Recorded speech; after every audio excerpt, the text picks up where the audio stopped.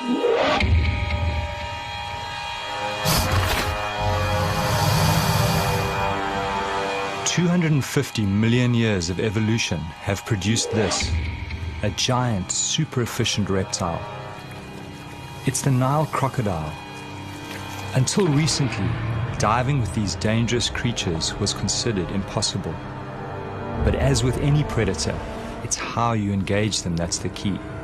And I'm about to put my belief to the test.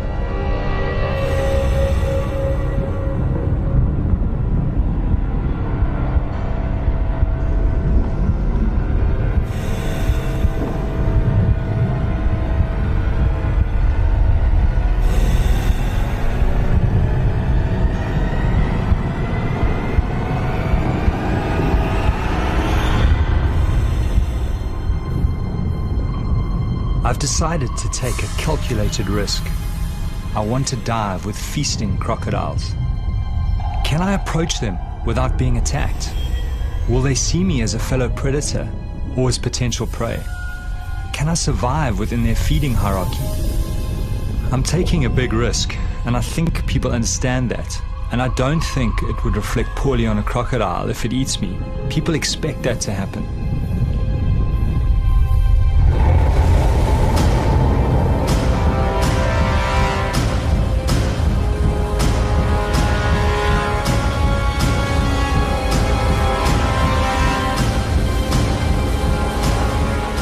My name is Roger Horrocks.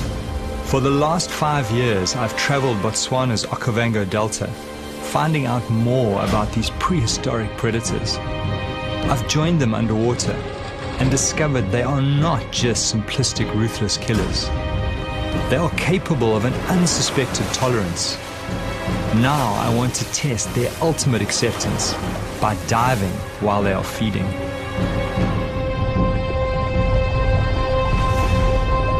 The idea of diving with feeding crocs first crept into my mind when I traveled from my African home to Costa Rica in Central America. I'd gone there to find Cheeto Graham, the extraordinary crocodile shaman of Limon. 23 years ago, Cheeto found a sick and dying crocodile that had been shot by farmers. Slowly he nurtured this animal back to health, taking many years to slowly gain the animal's trust. He showed me something I never thought possible with crocodiles. Cheeto is the only person in the world to get in the water and interact with the giant croc. He's even developed a game with the crocodile that mimics some of its instinctive killing techniques, like the death roll. When I saw this level of acceptance by this animal, this unexpected intelligence, I started to think that if I behaved in the right way, I too could have a chance of being accepted in the water.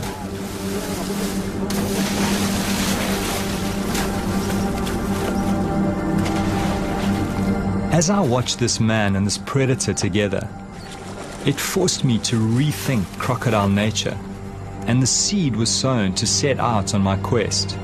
To attempt to dive, many think will be suicide.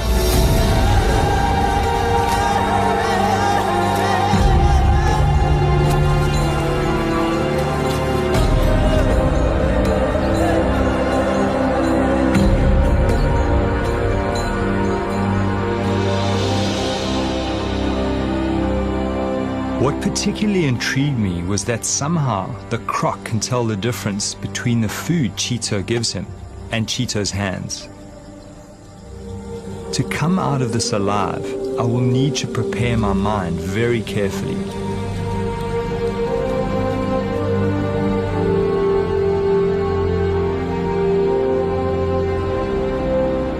Cheeto has worked at putting fear behind him, and this crocodile's ability to pick up on his confidence just strengthened my desire to attempt to dive with feeding crocodiles.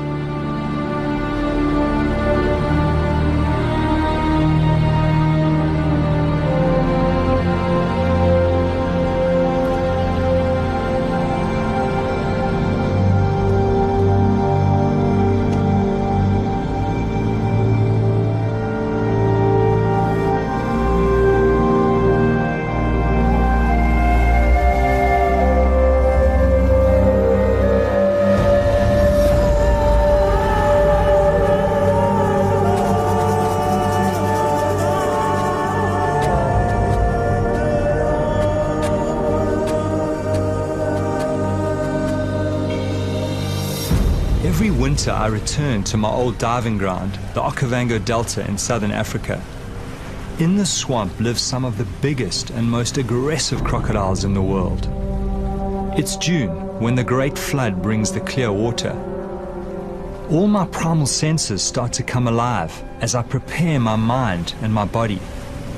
Over and over, I'm at the feast, calm, unharmed.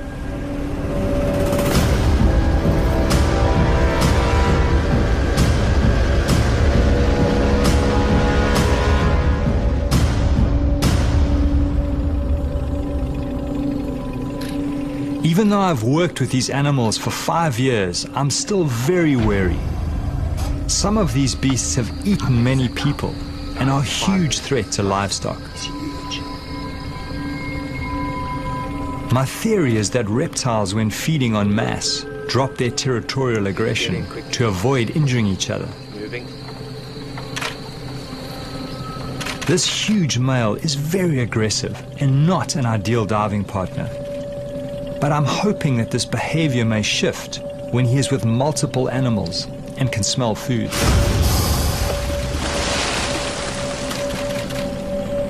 To really understand the dynamics and to see the way that these animals interact, you really need to go underwater, because that's really where it's all happening, certainly up here in the Panhandle.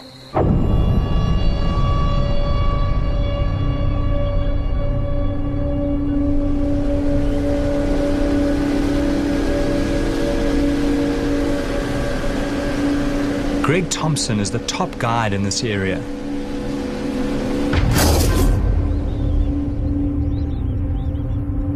He has grown up with crocodiles, seen several animals and people being taken. I rely on his judgment to keep me alive, but this is new territory. Nobody has tried to dive with feeding crocodiles. How do you think those crocodiles, will respond given that, they probably have to defend that prey against other crocodiles who will pick up the scent? That, I think, is going to be one of the unknowns. To be honest, I'm not 100% certain how they're going to react with something that's threatening their food. Certainly with other predators, they're very, very defensive around their food, around their prey species, something that they've killed. And crocodiles might very well be the same.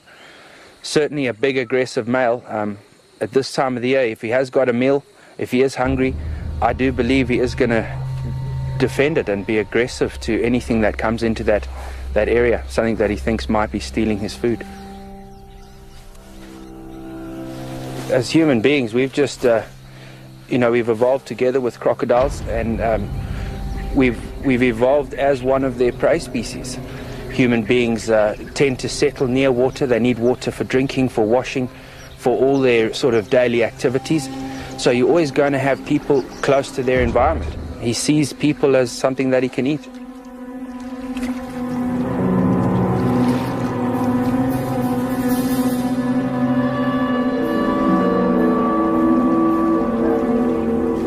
Greg takes me to a nearby village close to the river.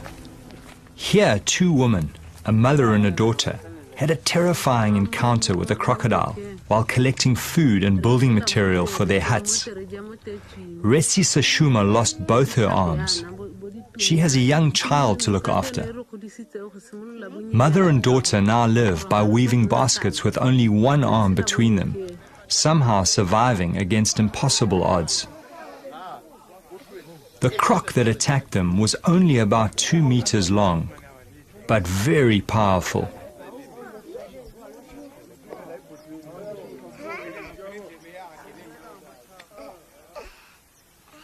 The woman's scars are a constant reminder to the rest of the village of the crocodile threat.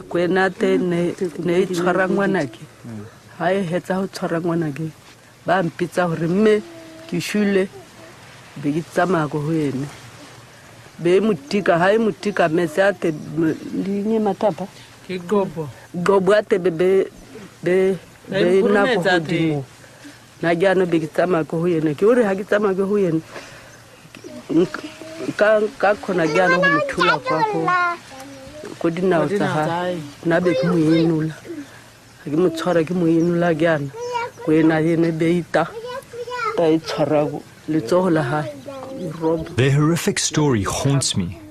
Despite their loss, they have no wish to kill the crocodile. Somehow they accept this tragedy as part of living here. I wonder if only certain crocodiles attack people. I know that some crocodiles are more aggressive than others. Their personalities differ quite considerably. But there was only one way to find out. I go in search of the crocodile that attacked the woman.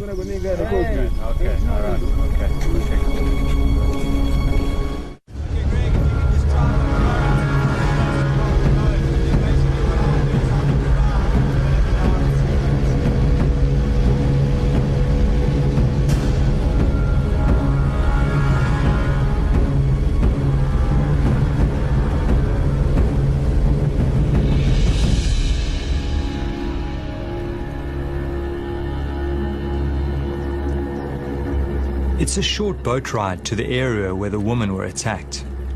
Crocodiles are territorial and so very likely to be in the same place.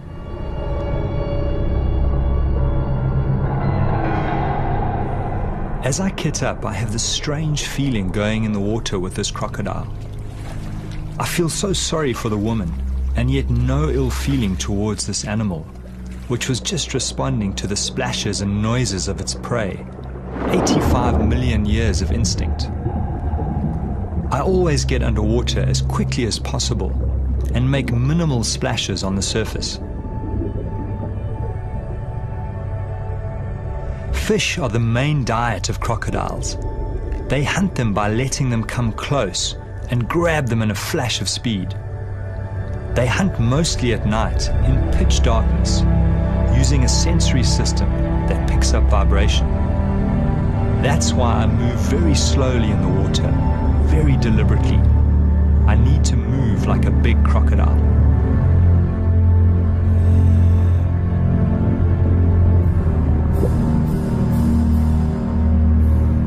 The fish become skittish. I sense a big predator close by. Knowing this is potentially a man-eater puts me on high alert. It disappears quickly under the papyrus into the maze of underwater tunnels.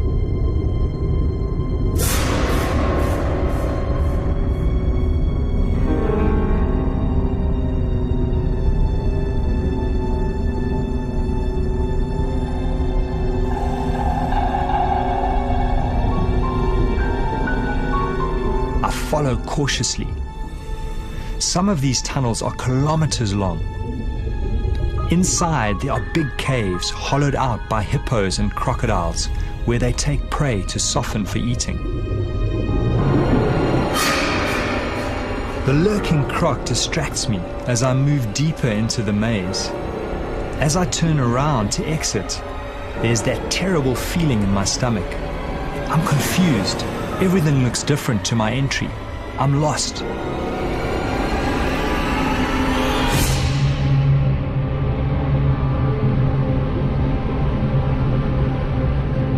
It doesn't help my anxiety to find the remains of one of the crocodile's last meals.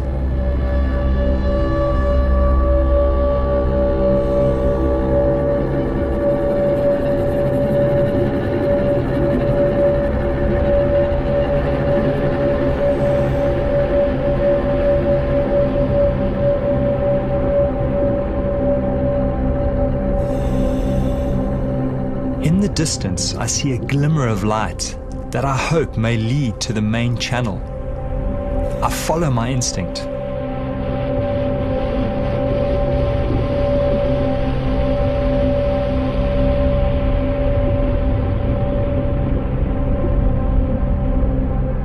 It's a huge relief to be back in the sunlit channels.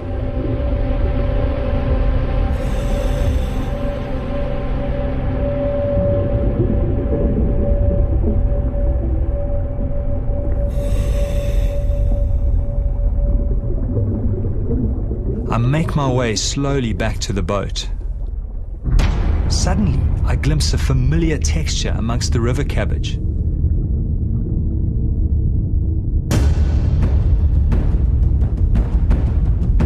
The crocodile has backtracked and exited the maze.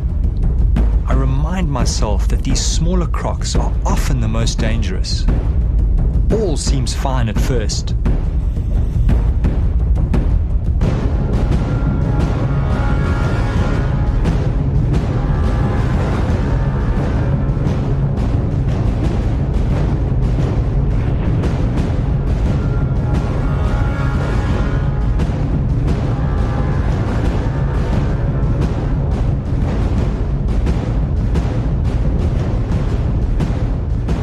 Suddenly the croc turns on me, ready to attack. Then he goes straight for me.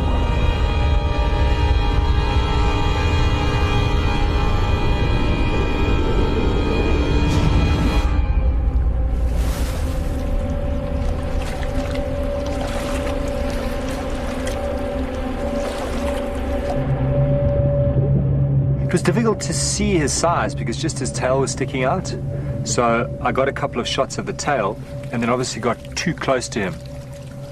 And he suddenly moved out and started sort of slowly swimming down current. So I swam after him and he went faster and faster and faster. And I would say he was about a 9-foot croc, pretty much my size, maybe just a little bit bigger. Beautiful, beautiful markings and beautiful animal. As we tracked down the main channel together, suddenly he got to a point where he actually faced off. He turned around on the bottom, kind of faced me sideways, and then all of a sudden he came kind of straight for me and passed me on the left.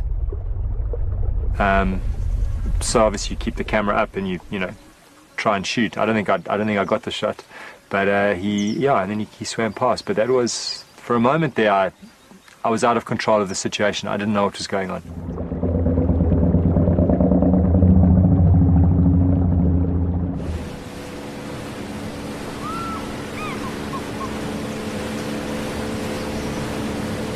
Traveling back past the village, we get word that a cow has been taken by a big crocodile and has been seen dragging it downriver. For the villagers, this is bad news.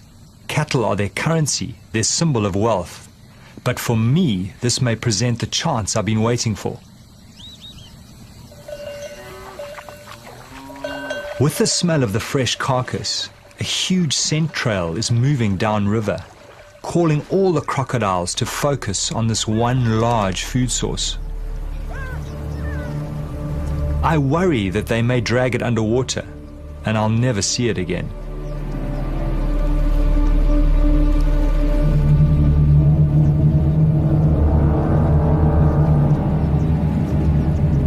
Seeing the animals around the carcass, I start to get a really uneasy feeling building inside me. Greg is cautioning me against getting in the water alone under these circumstances. He thinks these animals might see me as a threat to their food and attack.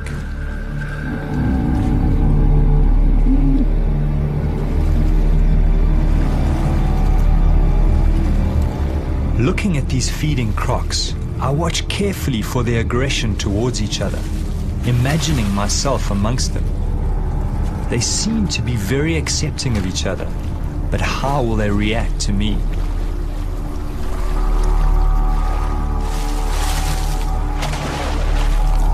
Of course, now this is a whole new situation. Now you've got a lot of animals. They're all keyed into food. They are competing with each other. There's a definite hierarchy at the carcass. The bigger crocs are feeding first, and they are keeping other crocs away. So if a diver comes along and he's bobbing along the surface, if he appears to be part of that carcass, they're going to go for them. So the guys, it's a very nervous situation. I need to try and put Greg's mind at ease. I decide to show him something else I'd experienced in Costa Rica, something that reinforced my belief that if you approach crocodiles in the right way, they can react well. What's your sense of that? Look, I mean, there's still a lot of unknowns in what you want to do. Greg remained wary as I showed him what I'd seen in Costa Rica. I spent several days with a crocodile caller, Juan Betreo, who has built a remarkable relationship based on food with a number of wild crocodiles. What I found most interesting is that the crocodiles don't go for him. but rather chews the small food morsels that he gives them.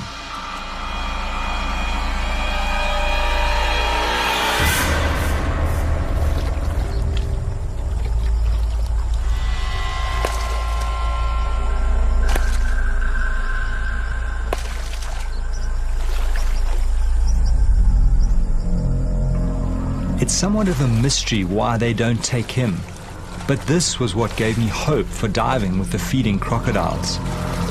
I was counting on them accepting me as another predator at the kill and not attacking.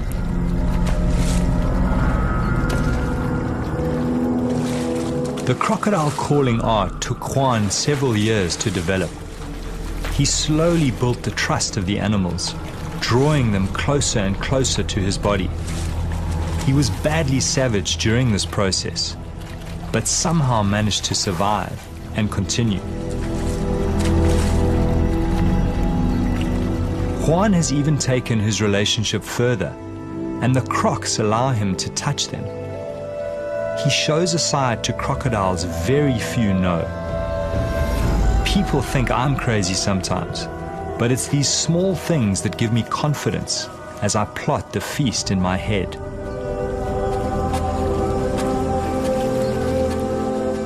Greg remains skeptical. He feels the situation is quite different, as he knows African crocodiles to be more aggressive than their American cousins. I'm hearing Greg's worries. I'm sensing I need someone in the water to watch my back. There is only one person who comes to mind, an old shark diving buddy. His name is Walter Bernardus, and he's always wanted to dive with crocodiles. It's Walter. Ah, fantastic. Let's get back to us. Walter, can you hear me? How are you doing? No, excellent. Listen, we've got a great situation here. These crocs have taken a cow and they've stashed it up one of the side channels, and I think it's going to be an excellent opportunity. I really need you to get up here quickly, and I think bring a medic as well, because I don't know how these crocs are going to behave with food in the water. Okay, great. Now, listen, Greg will pick you up in Maun. Okay. All right, Walter. See you soon. Great. Thanks, Greg. So he's coming.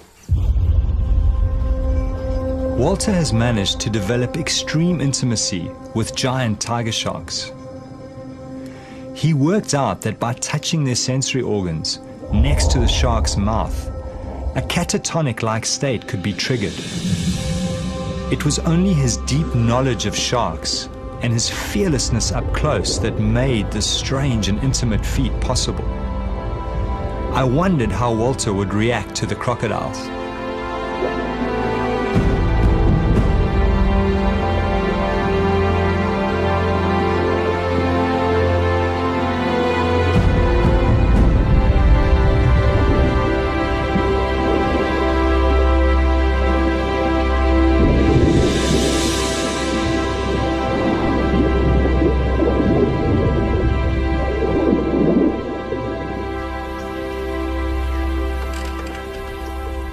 Now I'm stressed about the time. I need to get in the water as soon as possible to get Walter used to the crocodiles. I'm also worried because water clarity is dropping as the current is starting to decrease. Welcome, man. Good to see you. Good to see you too. Come aboard, man. Fantastic. Walter has brought with him Ainsley McClarty, experienced paramedic recently back from working in Afghanistan. Good to be here finally. Now there's no turning back. The fear starts mounting as we speak of what we face. The water pulls me, and at the same time, its depths haunt me.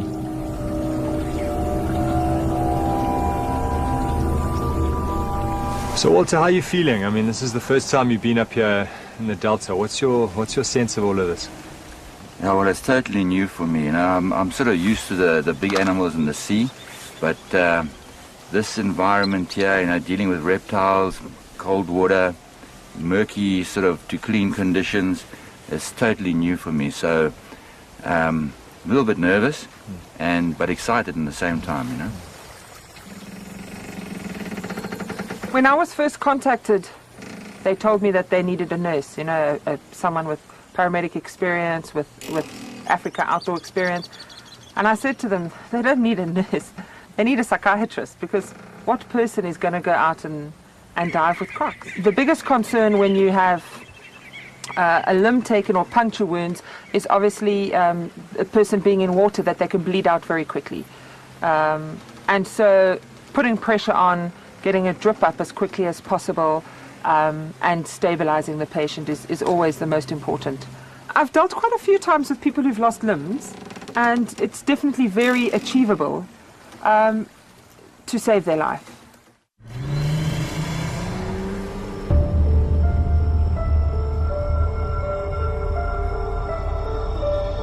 We probably have a 24-hour window to realize our quest.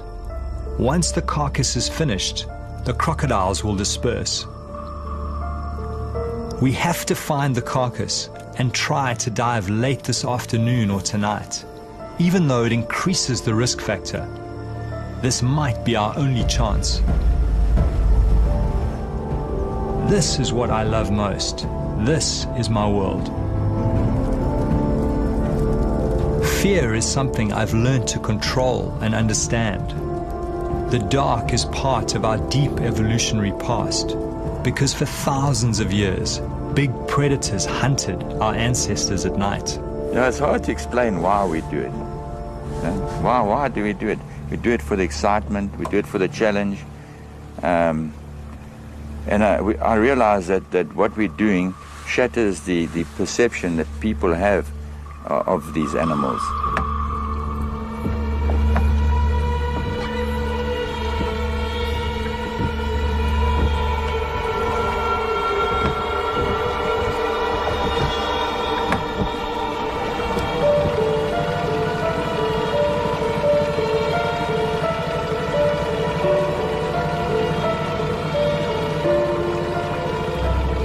Greg motors to the area where he last saw the carcass and looks for signs. Now the adrenaline is surging through me. The swamp, the reeds, the tiny insects, every sound, all hyper-real. Greg, how many of them are there? Suddenly we spot a large number of glowing eyes and plenty of crocodiles near the surface. Greg is sure the carcass is nearby. The crocs seem not too fearful of the boat at night. The plan is for Greg to watch activity on the surface and flash us with his light if he feels too many crocodiles are moving in on us. Also, there's a croc. Our job is to find the carcass and determine how much flesh is left. We slip in and move cautiously.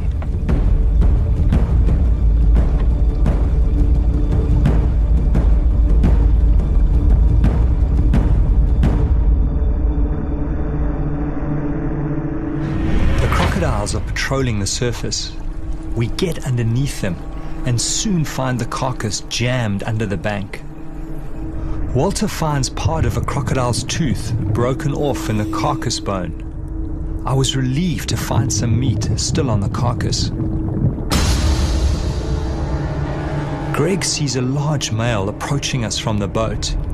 He comes to the edge of our light. There is something about this animal that gives Greg a bad feeling. He signals for us to get out. Greg senses that the croc is going to attack. There is enough flesh on the carcass to dive in daylight tomorrow. We get out. No point in pushing our luck in the dark.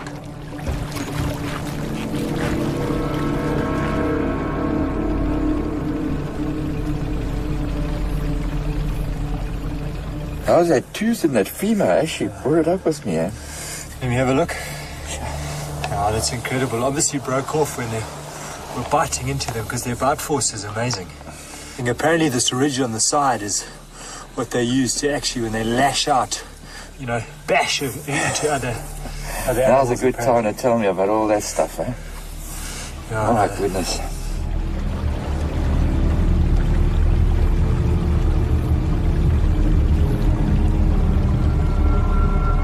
Early next morning, the whole team prepare themselves for what lies ahead.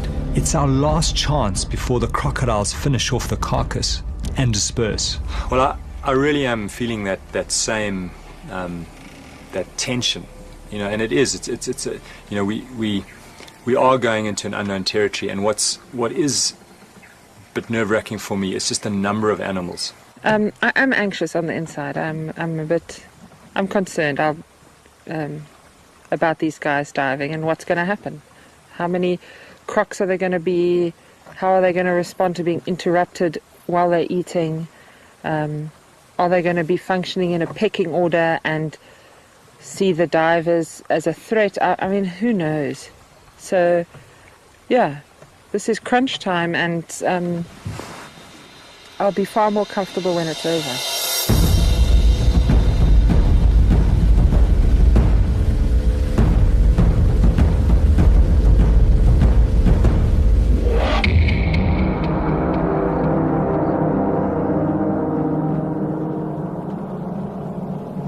As we approach the area where we saw the carcass in the night, I'm seeing more crocodiles than I've ever seen before. Trying to heat their bodies, they need heat for the energy to feast. This big male has the marks of recent fighting. Not a good sign for us divers. I was hoping that they would be more tolerant to each other with so many animals together.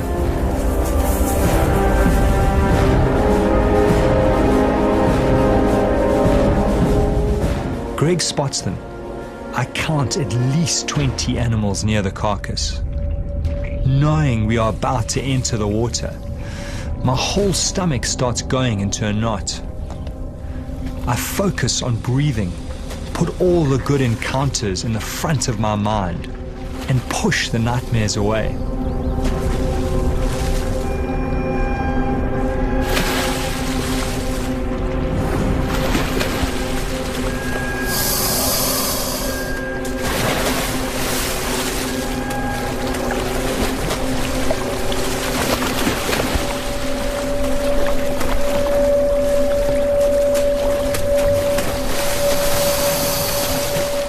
It's incredibly lucky to find it. Often, once that animal bursts and the crocs start feeding on it, they'll take it under the papyrus and hide it. And there it's a perfect situation. It looks like they've pushed it into a little bay. It's in still water, it's sort of wedged up against a tree, and they've started to feed on it. I must say, Walter, I've got that same little butterfly feeling that I had when first time I got in. We're going to have a look, eh? Let's go have a look. And just be aware that the smell of that rotting meat is like a magnet to these animals. They'll be swimming upriver, all coming to investigate the source of that.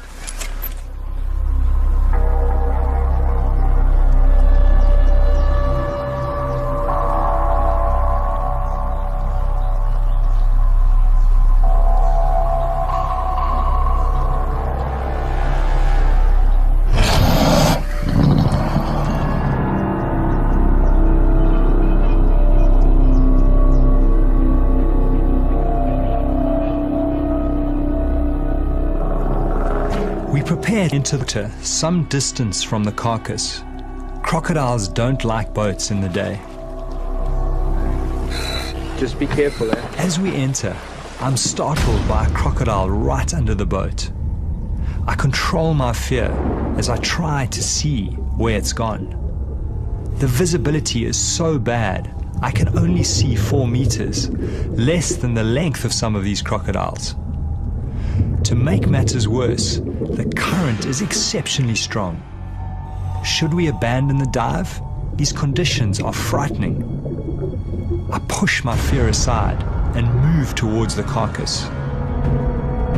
Crocs seem to be everywhere, following the smell of the meat.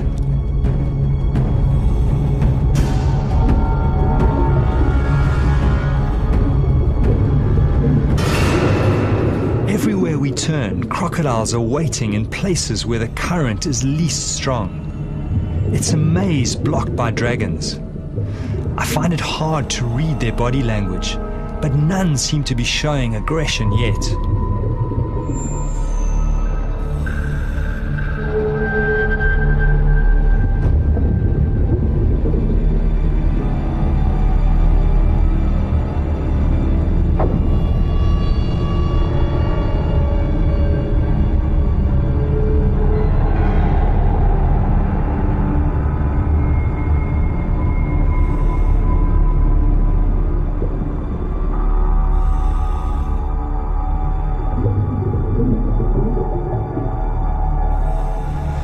We will have to go around. There are just too many here.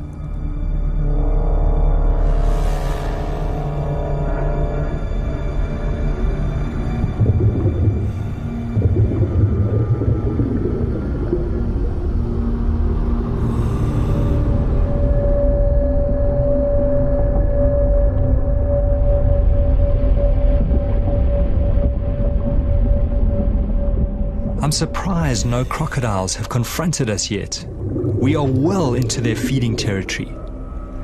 In the gloom, I make out a large pelvic bone ripped from the carcass. Amazingly, no animals challenge us as we approach it. Do they somehow know we pose no threat to their food, or are they just waiting to attack?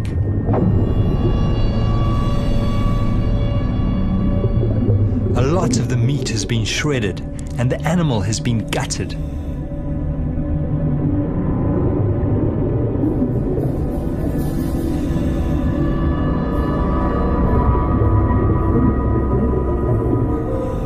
Walter watches my back as I inspect the carcass. There are huge puncture marks on a leg bone.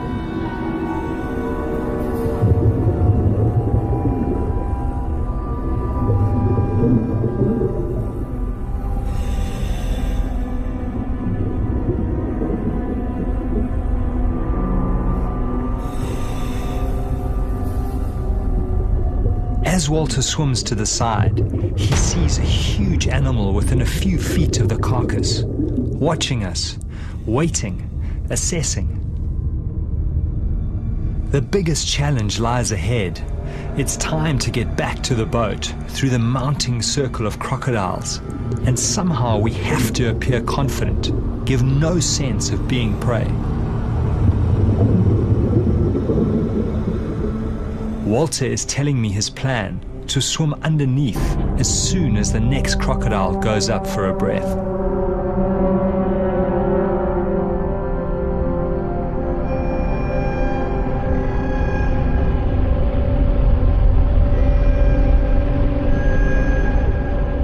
As we take the gap, we bump right into another huge male.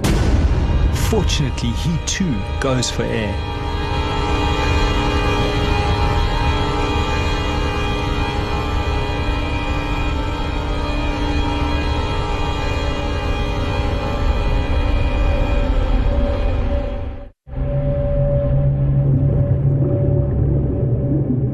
As we swim through the maze of crocodiles, the strangest thing happens. We bump right up against another big animal. Unlike the others, he does not move. This animal is completely aware of our presence, but somehow accepting. Walter's unusual sense with big predators kicks in. I watch in awe and fear as Walter gently strokes the dragon's tail.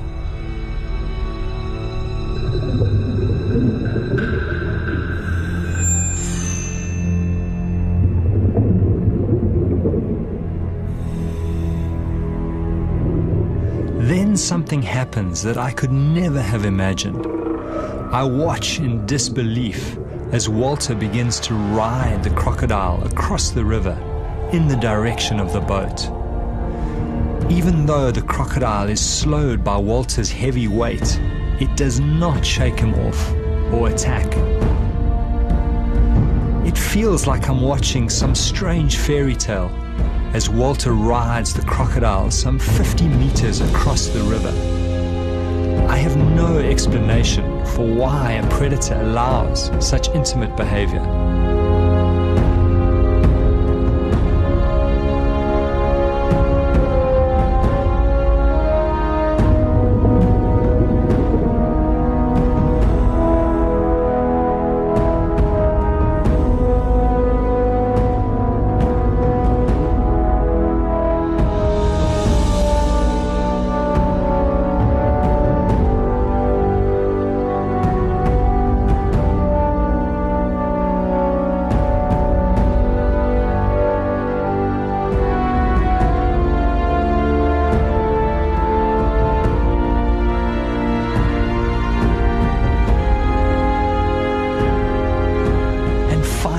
flicks away.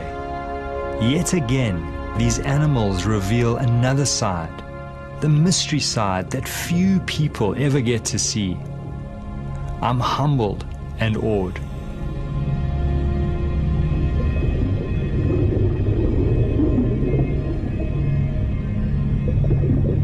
Yeah, you get a feeling with some animals, they will let you interact with them, let you touch them, others won't.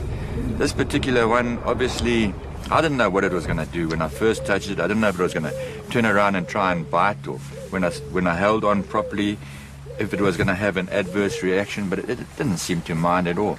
It just plodded on. I just put it into low range and it just went into that current. Yeah, strong. And it was fantastic, man.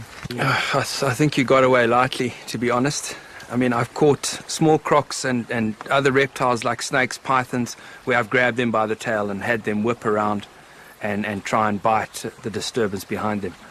So that's always what I've thought. If you do that, if you try and grab a croc by its tail, it could very well swing around and bite you. So I'd be very cautious if you, in future, I wouldn't try that too often. No, I was expecting that any second because, you've seen how these animals react to other things in the wild, and that's why I was extremely gentle in the beginning, and I was expecting it to rear around and sort of have a go at me, but it just kept on going, and all along the more weight I put on it, the more I thought, okay, it's going to turn now, until I was completely gliding along with it, and I just accepted it. So I sort of got a little bit more at ease because you don't quite know exactly how it's going to react. But this one reacted beautifully, It's amazing. I've certainly been very nervous a lot of the time, being stuck here on the boat, having the guys get in the water near feeding crocodiles, getting in the water at night, doing, all the kind of things that have always been sort of no-go areas, things you just don't do with crocodiles. And here the guys have been doing it. And, to be back here at the boat, the divers are back in the boat. They've got some stuff. They've seen some amazing things. They've learnt a lot.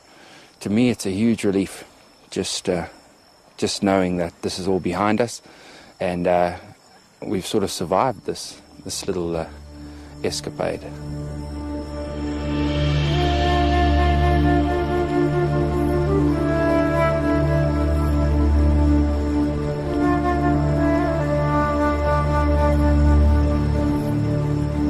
You got to accept it that coming out of the experience, you're not going to be the same as you went in.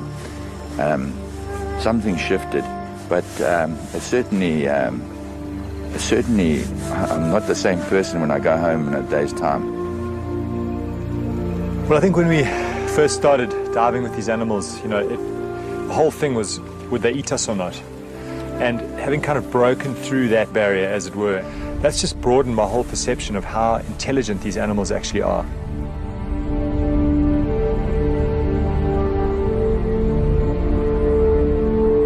Through this journey, I've been haunted by two voices. One telling me I was going to be ripped apart, another telling me these animals are accepting if treated right. Thankfully, the second voice won over, and I was able to conquer my deepest fear. It's opened up a new light on crocodiles. It's brought me closer to them as a species. For me, these special moments when man and dragon come together, that's when I'm most alive.